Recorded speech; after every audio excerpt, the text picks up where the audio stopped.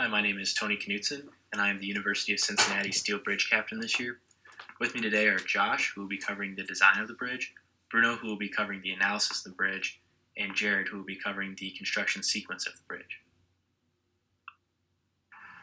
First, we will be talking about the design of our bridge this year. We'll be going over the design process, the aesthetics, and how our design complied with the competition rules. Now I will talk a little bit about the aesthetics of this bridge. So a pony truss bridge has the trusses above the deck. It allows traffic to flow through the bridge. It doesn't have anything connecting the two trusses together at the top. So while people are moving across the bridge, they're able to look at these two trusses rising above them on both sides. They're also able to see the sky above them. It gives them a nice view while they're traveling across. Also, while the three-tube stringer design does help deflection and buckling concerns, it also gives the bridge a unique look along the deck. After the members were fabricated, they were all painted a sleek black color. This gives it a better color that it originally had as a dull gray color, and it also hides any imperfections and scratches that occurred during fabrication and construction. Also, every year the team paints the University of Cincinnati's name and logo on the bridge. It tells people who created that bridge and also shows the pride of our work that was accomplished. It's a unique aspect to the look of our bridge. The design of our bridge complies fully with the rules distributed for the 2021 AISC Steel Bridge Competition.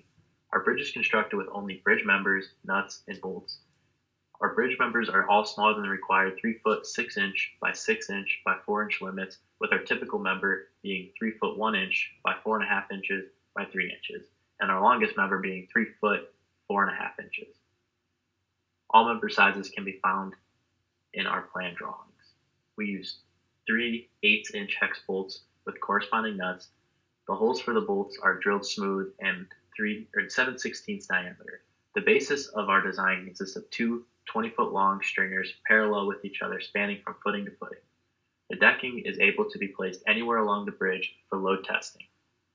Our footings are freely placed on the ground and raise the bridge stringers up 1 foot 4.5 inches off the ground, and the top of the stringer falls at 1 foot 9 inches off the ground. The bridge stands at a maximum height of 4 foot 2.5 inches and is 3 foot 8 inches wide.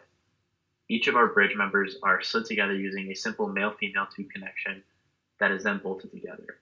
All of these items spoken about fall into the limits that were set by the AISC Steel Bridge Competition. Now we are going to talk about the analysis procedure of the bridge. The analysis was carried out using SAP 2000. We started out by defining a grid system according to the geometry of the bridge. Then, we defined the materials and the cross sections using standard AISC pipes and A53 grade P steel. After that, we drew the members and assigned materials and section properties previously defined. Then, we defined the restraints at the supports and the load cases according to the competition rules. 6 load combinations were used to reflect the most critical conditions, and the results of the analysis were the shear force, axial force, bending moment, and deflections on each one of the members. These were used to verify compliance with the AISC specifications and the competition rules. The analysis results of the bridge show compliance with the competition rules, which established that the bridge should sway less than 1 inch horizontally, and it should deflect less than 3 inches vertically. On this slide, we can see table 1 from the appendix that shows the maximum vertical deflection from each one of the load combinations. The deflections obtained from the analysis were a maximum sway of 0.235 inches horizontally and a maximum vertical deflection of 0.353 inches.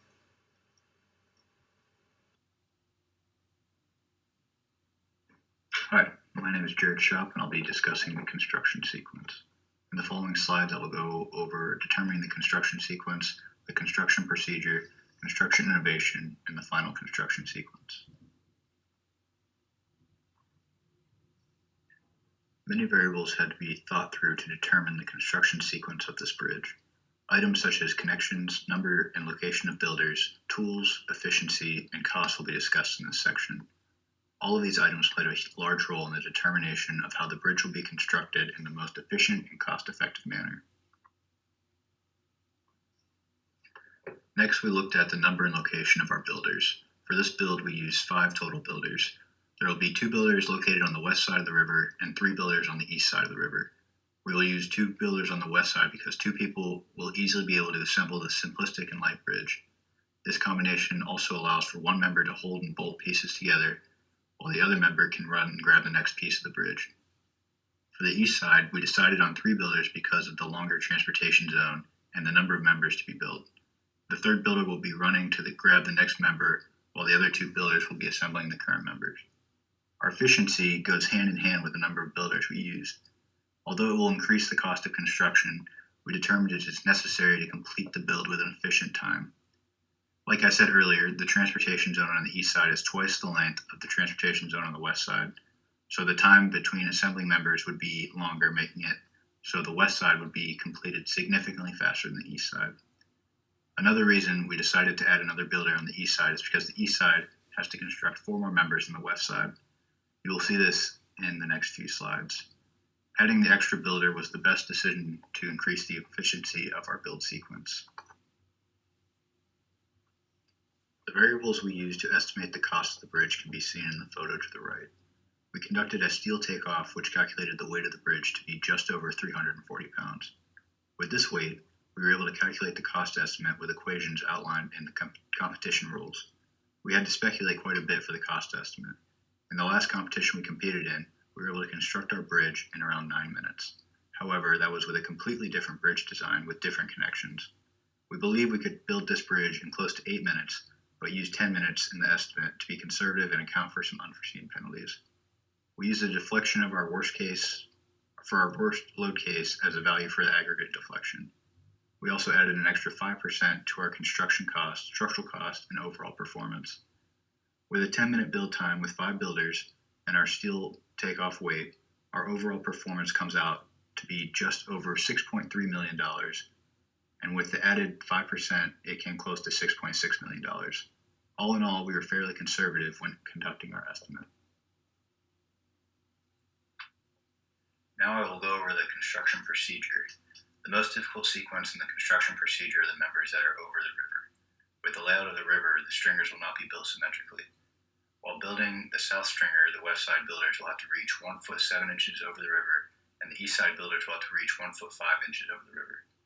When building the north stringer, the west side builders will have to reach 1 foot 4 inches over the river, and the east side builders will have to reach 1 foot 8 inches over the river. These distances were taken into account when deciding which side of the river should construct the critical members above the river. There are many advantages and disadvantages to this build sequence. The main advantages are around the speed and efficiency of the construction. Having 5 builders will make this build sequence very efficient.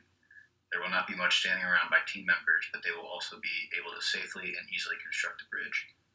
This build sequence is also very fast. The simple connections and the placement of materials will lead to a fast build. The main disadvantages are based around the minimalist build team and the long reach of bridge members over the river. Because we are using a 5-member build team, the people building the bridge will be very busy and have to run far to retrieve bridge pieces. This could lead to people becoming fatigued throughout the build and decreasing efficiency. Also, because of where a couple of the connections fall on the bridge, a few of them will be difficult to reach from either side of the river. This will not impede the build, but may take extra time to ensure safety near the river. I will now take you through the final construction sequence. The pieces in red denote the members built by the crew on the east side of the river, and the blue denotes the members built by the crew on the west side of the river. The south stringer will be built first, followed by the north stringer. After that, the 5 laterals will be constructed. The south and north arches will be the last to be constructed. When connecting members, the nut and bolt will initially be tightened by hand. After their respective sides are built, the crew will then tighten nuts with impact guns. Because the west side will be finished first, they will have more time to tighten the bolts at the end. The west end crew will tighten the bolts on the river, while the east side crew will finish its constructing. The third builder will be on the east side will start tightening bolts while the other 2 complete connecting the final few members.